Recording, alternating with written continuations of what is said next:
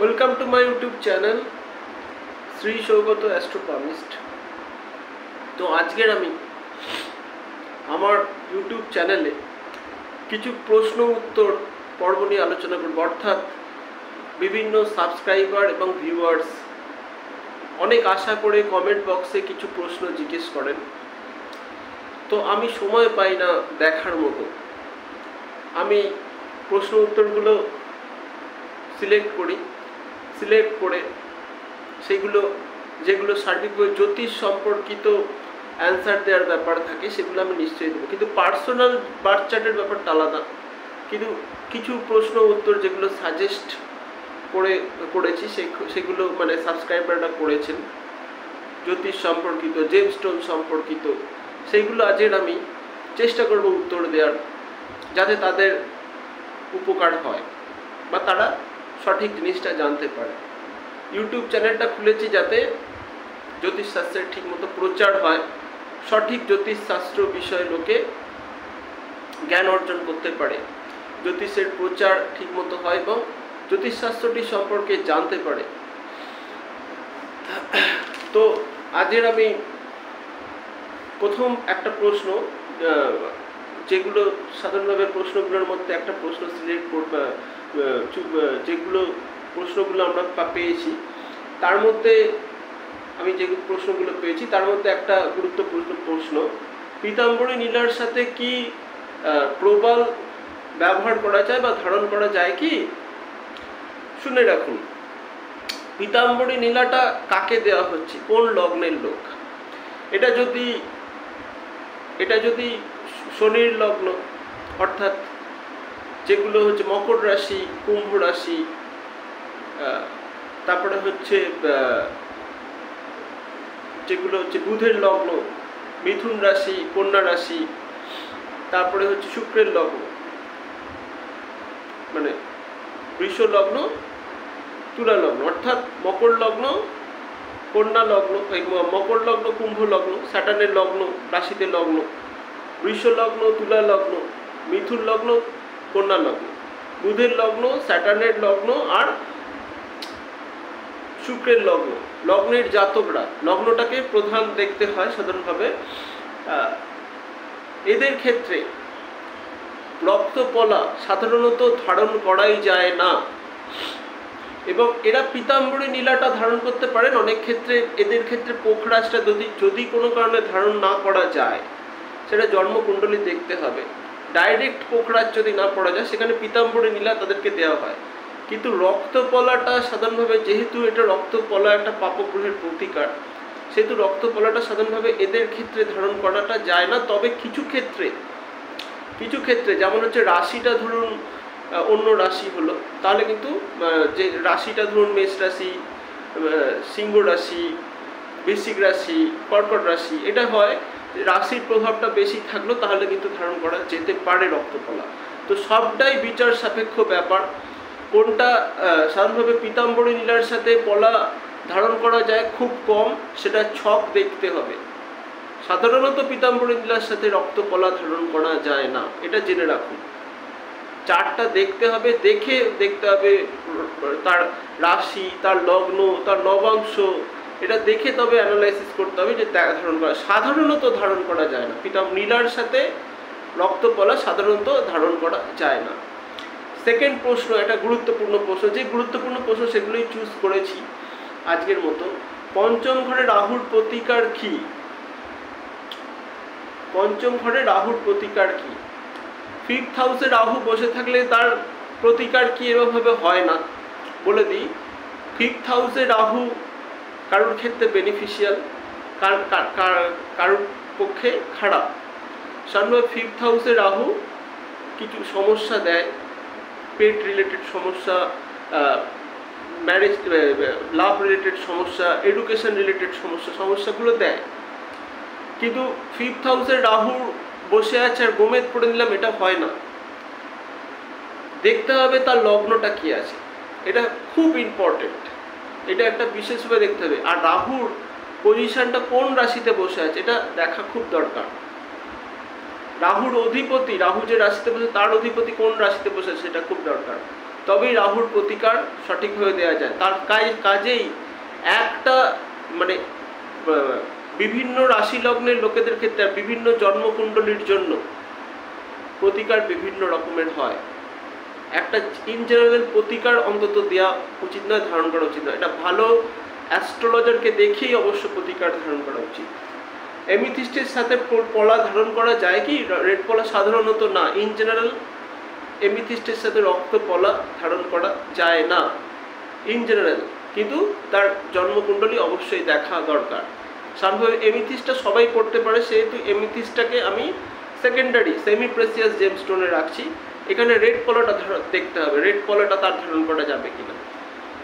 যার কালসর্প যোগ ও মাঙ্গলিক যোগ আছে তাদের প্রবাল বা গোমেদ একসাথে পড়া যায় কি? জেমস্টোন পড়লেই যোগের প্রতিকার হয়, কে বলেছে আপনাদের? এটা ভুল ধারণা। কালসর্প যোগ থাকলেই গোমেদ পড়ে নিতে হবে? না না না, কালসর্প যোগ বহু সফল মানুষের ছকে আছে।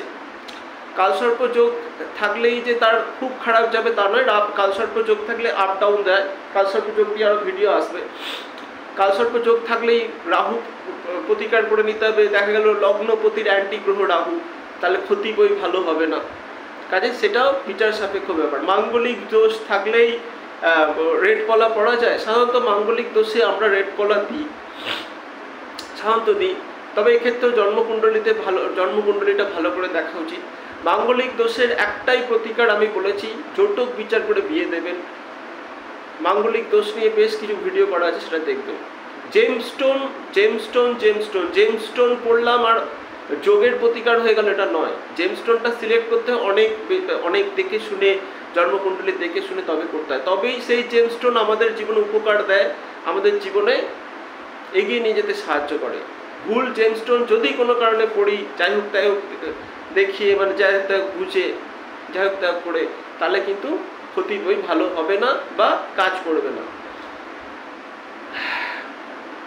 আর ইন জেনারেল প্রবাল, রক্ত, রেড পলা আর গোমেদ সাধারণত একসাথে ধারণ করা যায় না সাধারণত, তবে এটা ছক বিচার করার ব্যাপার আছে। এটা রেড পলা আর গোমেদ পড়া যায় না সাধারণত, এটা নিয়ে কিন্তু ভিডিও বানিয়েছি। যার রাহু ও মঙ্গল দুইয়ের সমস্যা, তার গোমেদ ও প্রবাল কি দেয়া যাবে? রাহু ও মঙ্গল দুইয়ের সমস্যা দেখতে হবে রাহুটা তার লগ্ন সাপেক্ষে কতটা যোগ কারক, তার মিত্র কিনা, আর কিংবা মঙ্গলটা তার যোগ কারক বা মিত্র কিনা। যেখানে রাহু তার যোগ কারক হবে সেখানে তার গোমেদ পড়া যেতে পারে বা রাহুর অন্য কোনো স্টোন ধারণ করা যেতে পারে। আর যেখানে মঙ্গলটা তার যোগ কারক, রাজযোগ কারক, মঙ্গলটা তার মিত্র কারক লগ্নপতির, সেখানে কিন্তু রেড পলা ধারণ করা যেতে পারে। এখানে রেড পলা পড়লে সাধারণত রাহুর যদি সমস্যা থাকে, ধরুন কারোর মঙ্গল খারাপ আছে, সে মঙ্গলের প্রতিকার রেড পলা পড়লো। রাহুর যদি সমস্যা থাকে, এখানে রাহুর কিছু টিপস দিয়ে বা রাহুর কিছু টোটকা বা উপায় করে রাহুকে প্রতিকার করতে, রাহুকে শান্ত করতে হবে। কিছু ক্ষেত্রে রাহুকে শান্ত করতে হবে, পুজো পাঠ করতে হবে। কিছু ক্ষেত্রে আমাদের শরীর থেকে এনার্জিটাকে রিমুভ করে দিতে হবে, পুজো পাঠ, দান, দক্ষিণা, এগুলোর মধ্যে। আর কিছু ক্ষেত্রে জেমস্টোন দিয়ে সেটাকে প্রতিকার করে সেটাকে স্ট্রং করতে হবে। এই ক্যালকুলেশনটা জন্মকুণ্ডলী দেখে আমাদের বুঝতে হবে, তবেই কিন্তু আমরা জেমস্টোন কাউকে দিতে পারবো। জেমস্টোন দেওয়াটা খুব শক্ত ব্যাপার। যারা সিরিয়াসলি জেমস্টোন দেয় তারা কিন্তু খুব ভেবেই দেয়, যে সমস্ত পিওর অ্যাস্ট্রোলজার। কারণ পিওর অ্যাস্ট্রোলজাররা সাধারণভাবে আমাদের মতো জেমস্টোনের ওপরেই কাজ করেন এবং তারা প্রতিকার করেন সঠিকভাবে লোকের। নীলা ও রক্ত পলা কি একসাথে পড়া যায়? আবার সে একই প্রশ্ন। এটা প্রশ্নের উত্তর আগেই দিয়েছি। সাধারণত নীলা আর রক্ত পলা একসাথে পড়া যায় না। স্যাটার্ন আর মার্সের যোগ সবসময় অশুভ, জেনে রাখবেন। এই দুটোকে একসাথে রাখা যায় না। একজন স্লো, একজন খুব স্লো, একজন খুব ফাস্ট, এসব ব্যাপার আছে। একজন খুব উগ্র, খুব মেজাজি, খুব গরম, যাকে বলে হট, আর একজন খুব কোল্ড, শান্তশিষ্ট। এই দুটোকে একসাথে প্রতিকার করা যায় না। আপনার যেটা দরকার জন্মকুণ্ডলীতে সেটাকে সঠিকভাবে প্রতিকার করতে হবে। জেমস্টোন গাদা না পড়াই ভালো। আর অ্যান্টি জেমস্টোন আপনার লগ্নপতির একদমই পড়া উচিত নয় সাধারণত। তবে হ্যাঁ, রাশিটাও দেখতে হয়। কারোর ক্ষেত্রে রাশিটা প্রভাবশালী হয়, লগ্নটা কারোর ক্ষেত্রে প্রভাবশালী, রাশিটাও খুব গুরুত্বপূর্ণ। এখানেই ভালো অ্যাস্ট্রোলজারকে দিয়ে জন্মকুণ্ডলী বিচার করার খুব দরকার পড়ে। 4th হাউসে রাহু কি স্টেপ মাদার বা সৎ মা নির্দেশ করে? 4th হাউসে রাহু, প্রথম কথা বলি, 4th হাউস থেকে স্টেপ মাদার বিচার হয় না। স্টেপ মাদার বিচার হয় 6th হাউস থেকে বা ষষ্ঠ ভাব থেকে জন্মকুণ্ডলী, বা সৎ মা, যেটাকে সৎ মা বলা হয়, সতেলা, ঠিক আছে। সৎ মা বিচার হয় সাধারণভাবে 6th হাউস বা ষষ্ঠ ভাব থেকে, আর 4th হাউস থেকে নিজের মা বিচার হয়। 4th হাউসে রাহু থাকলে মায়ের শরীরের জন্য এটা ভালো নয়, মায়ের শরীর স্বাস্থ্যের জন্য ভালো নয়। এটা কিন্তু মাকে দুর্বল করে দেয়, বা মায়ের শরীর স্বাস্থ্যের জন্য এই বা আয়ুর জন্য 4th হাউসে রাহু ভালো নয়। এবার রাহুটা কোন ঘরে বসে আছে সেটা দেখতে হবে, রাহুর দশা কবে আসছে বা রাহুর দশা অন্তর্দশা কবে চলছে সেটা দেখতে হবে। রাহু নবাংশতে বসে আছে, রাহুর ডিগ্রি কত, এগুলো অনেক কিছু বিচার আছে, তবেই সঠিকভাবে প্রেডিকশন করা যাবে। তো আজকের মতো এরকম কিছু প্রশ্ন আমি বাছাই করেছিলাম, সেই প্রশ্নের অ্যান্সারগুলো আমি দিলাম। কিন্তু কারোর পার্সোনাল জন্মকুণ্ডলী নিয়ে দয়া করে লিখবেন না। পার্সোনাল জন্মকুণ্ডলী একমাত্র আপনারা আপনার পছন্দের মতো অ্যাস্ট্রোলজারের সাথে পার্সোনালি দেখা করে, জন্মকুণ্ডলীর ভেতরে অনেক সিক্রেট ব্যাপার থাকে, সেই জিনিসগুলো সমস্যা থাকে, সেই জিনিসগুলো আপনারা একজন অ্যাস্ট্রোলজারের কাছে প্রফেশনালি যোগাযোগ করুন, তাকে ফিস দিয়ে দেখান। সে আমার কাছেও হতে পারে বা অন্য কোনো অ্যাস্ট্রোলজারের কাছে হতে পারে, কারণ একটা জন্মকুণ্ডলী বিচার করা অত সোজা নয়, সময় সাপেক্ষ ব্যাপার, এবং ভেতরের অনেক গুরুত্বপূর্ণ বিষয় থাকে যেগুলো পাবলিকলি আলোচনা করা উচিত নয়।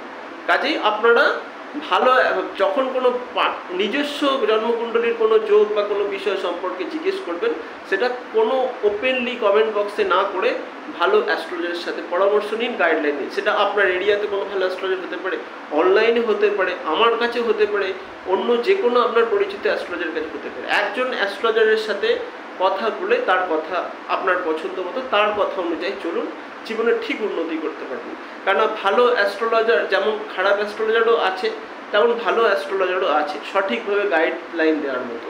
আমি বেস্ট, আমি ভালো এ কথা বলছি না, বহু ভালো অ্যাস্ট্রোলজার আছে, তাদের কাছে দেখান, সঠিকভাবে পরামর্শ নিয়ে চলুন, জীবনে সঠিক উন্নতি করবেন। আরও যদি কোনো জ্যোতিষশাস্ত্র সম্পর্কে বা জেমস্টোন ধারণ সম্পর্কে কিছু প্রশ্ন থাকে, সার্বিকভাবে করতে পারেন, কমেন্ট বক্সে করতে পারেন, আমি নিশ্চয়ই সময় মতো অ্যান্সার দেওয়ার চেষ্টা করব। আজের মতো এখানেই বিদায় নিচ্ছি, ভালো থাকবেন, নমস্কার।